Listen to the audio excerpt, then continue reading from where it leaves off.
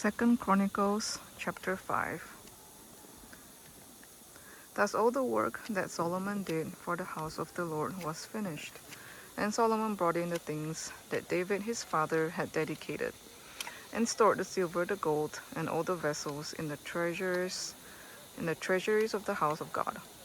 The ark brought to the temple.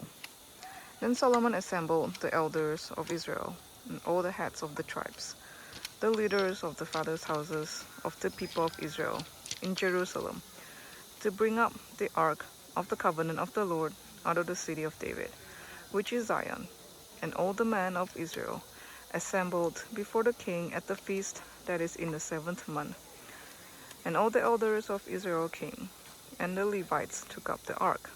And they brought up the ark, the tent of meeting, and all the holy vessels that were in the tent. The Levitical priests brought them up, and King Solomon and all the congregation of Israel who had assembled before him were before the ark, sacrificing so many sheep and oxen that they could not be counted or numbered. Then the priests brought the ark of the covenant of the Lord to its place, in the inner sanctuary of the house, in the most holy place, underneath the wings of the cherubim. The cherubim spread out their wings over the place of the ark, so that the cherubim made a covering above the ark and its poles. And the poles were so long that the ends of the poles were seen from the holy place before the inner sanctuary, but they could not be seen from outside, and they are there to this day.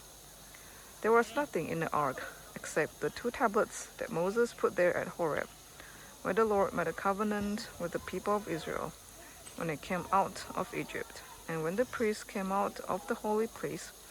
For all the priests who were present had consecrated themselves without regard to the divisions, and all the Levitical singers, Asaph, Heman, and Jeduthun, their sons and kinsmen, arrayed in fine linen, with cymbals, harps, and lyres, stood east of the altar, with 120 priests who were trumpeters.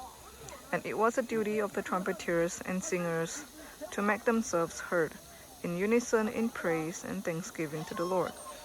And when the song was raised with trumpets and cymbals and other musical instruments, in praise to the Lord, for he is good, for his steadfast love endures forever.